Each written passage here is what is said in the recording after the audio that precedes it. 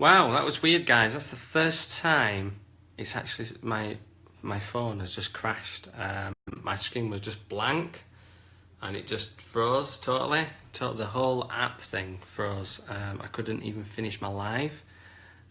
So really sorry about that, guys. Yeah, I'm back, but let's just see if Dan can come back in there. So sorry about that, Dan. I think it was my phone that just. Yeah, the joys of tech. That's right, Saz. So unfortunately, we've lost some of the questions, some of your comments. Thank you so much, guys, for coming in. Let me just see if Dan's coming back. Yeah, Dan's back here. I know that Dan's got about 5 minutes left, if possible. Let me just see if he can come back in. It's not allowing me to do that just yet. Yeah, the joys of technology, Saz. Thank you so much for coming in, Saz. Really appreciate it. Hopefully we can get everybody else back in here. Scott Mears, Keith Walker, Esteban Torres, Kalima Mia, and Wendy Lee Lawson. Thank you so much for everyone coming in. Hope you're well this evening. Bring back Dan, and hopefully we can just resume and just get another 5 minutes in there. Really sorry, guys, about that. Sorry about that, Dan. It's totally crashed, the app. Totally crashed. I have no idea. That has never, ever happened on live with me. Never, ever happened. Yeah, so hopefully you've got 5 minutes left. We can just, I don't know whether you want to finish where you were. I don't know how far it stopped for me and it crashed. Did it, in fact, did it just crash for you as well, or how? Yeah. Yeah, I didn't realise I was talking, and I don't know how far it got, but your face just stopped. Yeah, it just the whole thing was frozen. So I almost think that's like a Facebook issue or something like that. But so yeah, I mean, I just like to say that there's so many different ways of just using Facebook for your business and creating customers and I remember what Saz was saying there. I think she was asking the fact that. Can your friends be your customers or something like that? Along the lines, wasn't it, Saz? And what I would say is that your friends possibly could be, or there's friends of friends, or even further than that, people are going to see your content because your friends are going to share it. So here's another scenario. Flip that on the other side. People are getting their friends to like the page, and then they're expecting some kind of outcome from that. So you can't do that either, that kind of thing. So, where does it lie? So I think and then basically within Facebook groups, you've got to be a person. And you've got to be personal in those groups for people to connect with you. So I think, going forwards, you still got to be personal. And I have got to, and that's the reason why I've got two different personal accounts for both businesses. And obviously I mix them with friends and business. So I don't know if you've got. Were you mentioning Instagram then, Dan, or were you talking Facebook still? You still on about, I think, a bit of ads and stuff like that, or? Yeah, well, that's what I was just saying. You've basically paid platform now, Facebook and Instagram. Yeah. So you got to treat it like, look, like what can you do? Like, yeah, you can use groups and yeah, you can share it with your fans, family and friends, which is good because they might see it. It's all about being sociable, and creating them relationships. So it's good. But we've just seen that somebody's tagged somebody in this video because they've never seen it before. So that's interesting. But yeah, groups are really good about kind of. But you've always got to understand what you try to do. I see countless posts of like my page, I like yours back, and it doesn't do anything. You're wasting time. So you got to understand, like, time is valuable. So if you've got a big list of stuff that you want to do, it's very easy to do the easy things. It's very easy to do the things which aren't really going to do anything. And in the end, you like your motivation will go. Yeah, and we've talked about motivation in the previous podcast. Yeah. So you've got to really understand, like, what you should be doing and what you shouldn't be doing. Look, writing a post and saying, please like my page, I'll like yours. Look, it's not really going to do anything. It's just basically tricking Facebook to think that there's any that people are actually using your page, which they're not really. You can have all these likes, but if you're not using paid adverts and people are not liking and sharing and commenting, then Facebook are going to take as the means that nobody wants to interact with your brand, and then they'll push you down even further. So look, you got to make sure you try to do what you understand what you try to do. So Facebook advertising, yeah, it's perfect, but you got to understand what you try to do with it. So if you've got a shop online, or if you've got something that you want to drive people to so that they sign up or whatever it might be, then think out the best way to do that. And it's all about testing. It's all about getting that data understanding, finding out case studies online of what other people have tried and done and seen. So that's what it's all about, and that's what this podcast is all about, all sharing about what we're doing. As Damien said, tried Facebook Live through his page, and even though his page has got more people who like it than he's friends with, the reach was nothing, because Facebook don't want to push that to people for free. They want you to pay for advertising because it works, and people will do. So, you got to understand what's the best thing to do, and end of the day, don't be chucking money away. That's advice, that's help. And make sure you do really good content. If you are doing Facebook advertising, if your content's not up to speed, then you can't trick people anymore.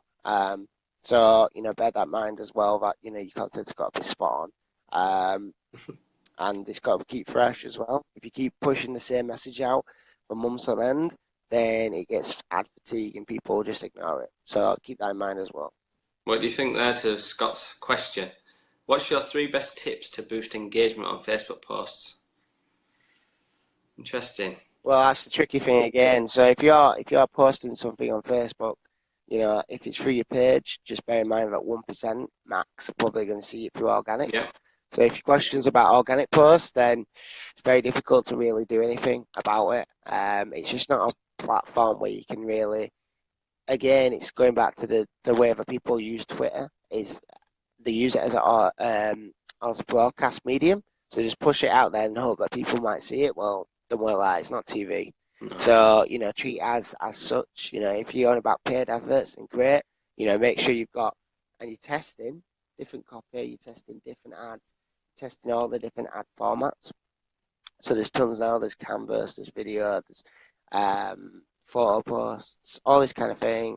Lead generation posts. There's so many different ones, which all have the advantages and disadvantages. So, 3 best ways to boost engagement. Well, and exactly what you try to get out of it. If you're just getting people to like your post that you've done, like why, what is the end goal?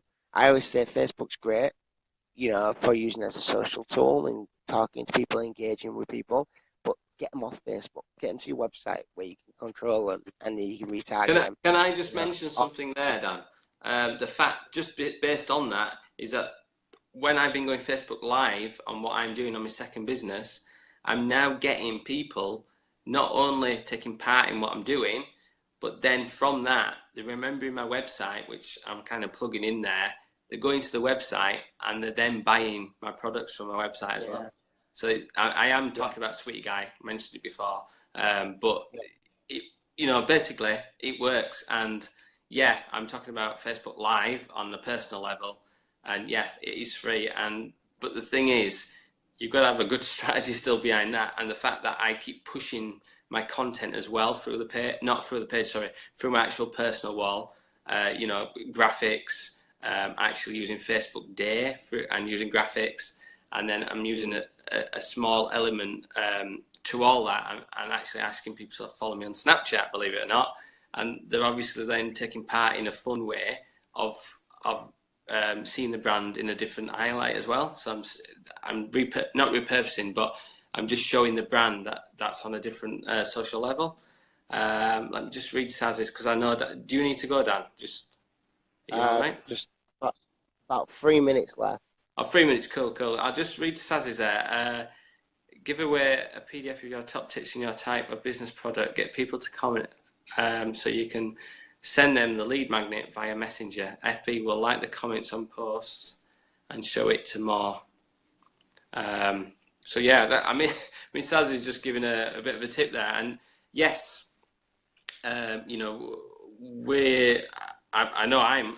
think as you have as well, Dan, that it's 100% certain that it's a good idea to have a free kind of guide or free tips PDF from your website. It's just something that people are getting for free from you, so it's some good value from yourselves, and the fact that then you're getting their email address, and hopefully you can contact them further and ask them questions of why they downloaded it and how what they think to it.